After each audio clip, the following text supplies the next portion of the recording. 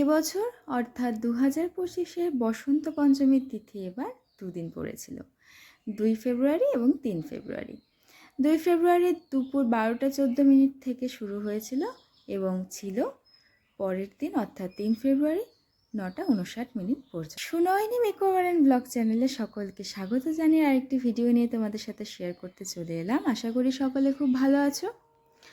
তো কিছু প্রবলেমের জন্য আমি আমার এই সরস্বতী পুজোর ভিডিওটা তোমাদের সাথে শেয়ার করতে একটু দেরি হয়ে গেল, তার জন্য খুবই দুঃখিত।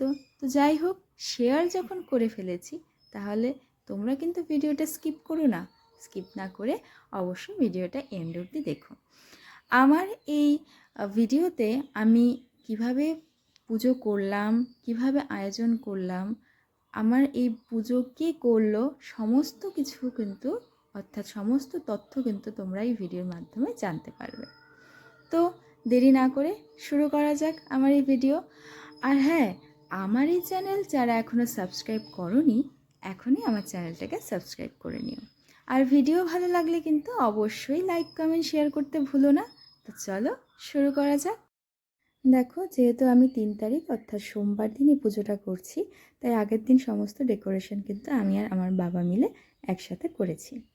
এরপর দেখো, ভোর 4টের সময় ঘুম থেকে উঠে দেখি তখনও কিন্তু অন্ধকার। এবার মা আমারও আগে উঠে গেছে, উঠে মোটামুটি ঠাকুর ঘর পরিষ্কার করছিল। এরপর দেখো, এখানে মা হলুদ বেটে রেখেছে। সত্যি কথা বলতে সরস্বতী পুজোর দিন এই হলুদ দিয়ে স্নান করার কিন্তু মজাটাই আলাদা। তো তোমরাও কি এরকম আমার মতো হলুদ দিয়ে স্নান করো? অবশ্যই কমেন্ট করে জানিও। দেখো, ভালো করে হলুদ দিয়ে স্নান টান করে আমি কিন্তু চলে এসেছি, রেডি হয়ে গেছি। এবার এখানে আমি এই কাঠের পাটাতনটা পেতে নেব, এরই উপরে আমি সমস্ত কিছু সুন্দর করে সাজিয়ে নেব। তো এই যে আলপনাটা দেখতে পাচ্ছ, এই আলপনাটা সম্পূর্ণ কিন্তু আমি একাই করেছি। কেমন হয়েছে অবশ্যই কমেন্ট করে জানিও। আমাদের বাড়িতে যে কোনো পুজো কিন্তু আমরা ব্রাহ্মণ ঠাকুর দিয়ে করাই। তো এবার আমাদের ব্রাহ্মণ ঠাকুর আসার সময় দিয়েছিল সকাল 7টা। তো তারই মধ্যে আমাদের সব কিছু গুছিয়ে নিতে হবে। তো যেহেতু আমি আগের দিন অনেকটাই গুছিয়ে রেখেছিলাম, তো সেজন্য খুব একটা অসুবিধা কিন্তু হয়নি গোছাতে। তো দেখো, আমি এই পাটাতনের উপরে আরেকটা ছোটো জলচৌকির মতো পেতে নিয়ে সুন্দর করে গুছিয়ে নিয়েছি। ওখানে আমি ঠাকুরটা বসাবো। এরপর এখানে জলপূর্ণ ঘট আমি রেডি করে নিচ্ছি। পূজা হোক আর যে কোনো অনুষ্ঠানে হোক, এই হাতে হাতে কাজগুলো করতে কিন্তু আমার ভীষণ ভালো লাগে। একটা সময় মাই সব করতো, আস্তে আস্তে মায়ের থেকে আমি অনেকটাই শিখেছি, আগামীতে আরও শিখবো। তো আর যেহেতু আজকে সরস্বতী পুজো, তার একটা আলাদাই আনন্দ। তো দেখো, আমি সমস্ত কিছু কিন্তু গুছিয়ে একে একে এখানে রেখে দিয়েছি। জানো তো, এবার ঠাকুরের মূর্তিটা একটু বেশি ছোট হয়ে গেছে, অন্যান্যবার আমি আরেকটু বড় আনি। তো যাই হোক, যা পেয়েছি আমি সেটাই নিয়ে এসেছি। মূর্তি ছোটো বড় দিয়ে কী হবে বলো, মন থেকে পুজো করাটাই বড় কথা। তো এবার দেখো, আমি মাকে ভালো করে অভিষেক করে নিচ্ছি। এবার যেহেতু মূর্তিটা মাটির, আমি তো আর জল ঢেলে অভিষেক করতে পারবো না, তাই আমি পঞ্চামৃত বানিয়ে একটা কাপড়ের সাহায্যে বারবার দেখো এই জল নিয়ে নিয়ে মুছে দিচ্ছি।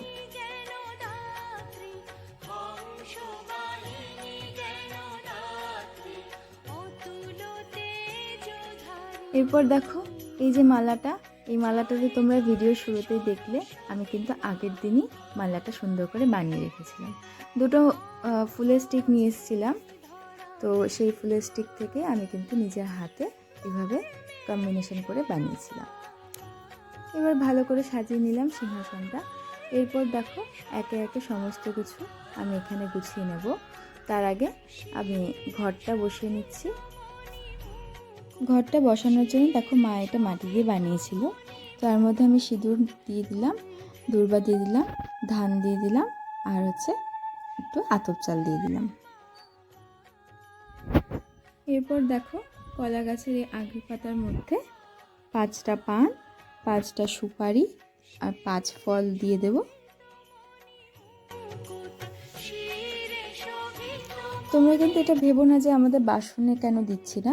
আমাদের নিয়ম এই যে এই আগরি পাতার মধ্যেই দিতে হবে, তাই এটার মধ্যে দিয়েছি। এরপর দেখো খই, বাতাসা, মিষ্টান্ন, কাজু, কিশমিশ সমস্ত কিছু কিন্তু আমি এখানে গুছিয়ে দিচ্ছি। সমস্ত রকম ফল আমি দেখো এই বড় পুষ্পপত্রে সাজিয়ে দিয়েছি। এক বাটি দই, সেটাও আমি এখানে দিয়ে দিলাম।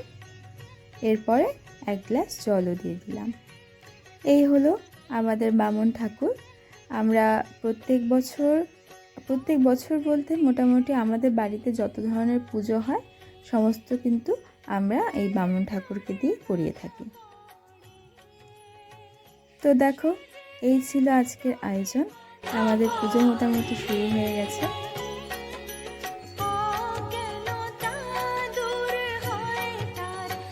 আমাদের ঠাকুরমশাই কিন্তু একদম টাইম টু টাইম চলে এসেছিল, 7টার মধ্যেই চলে এসেছিল। আর আমাদের গোছানো কিন্তু মোটামুটি 7টার মধ্যেই কমপ্লিট হয়ে গেছিলো। তো আমি ভেবেছিলাম আরও কিছু যদি দিতে পারি, কিন্তু সে সময় আর হয়ে ওঠেনি। তো যতটুকু আমি পেরেছি করার চেষ্টা করেছি। এরপর আমি, বাবা, মা সবাই মিলে অঞ্জলি দিয়ে নিলাম।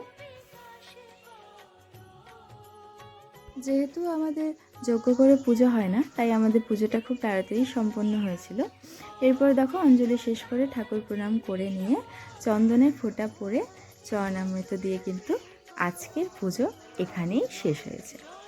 তো আজকে এই সরস্বতী পুজোর কিন্তু এই দেখো ভোগ চালের খিচুড়ি ছিল, আর ছিল এই সবজি। পুজোর পরে কিন্তু মাই খিচুড়ি, ভোগ চালের খিচুড়ি আর সবজি রান্না করেছিল। তো খুব সুন্দর করে আমি আমার পুজোটা আজকে সম্পূর্ণ করলাম। তোমাদের কেমন লাগলো অবশ্যই জানিও। আজকের ভিডিও এখানেই এন্ড করছি। দেখা হবে আবার অন্য কোনো এক্সাইটিং ভিডিওর সাথে। চলো টাটা।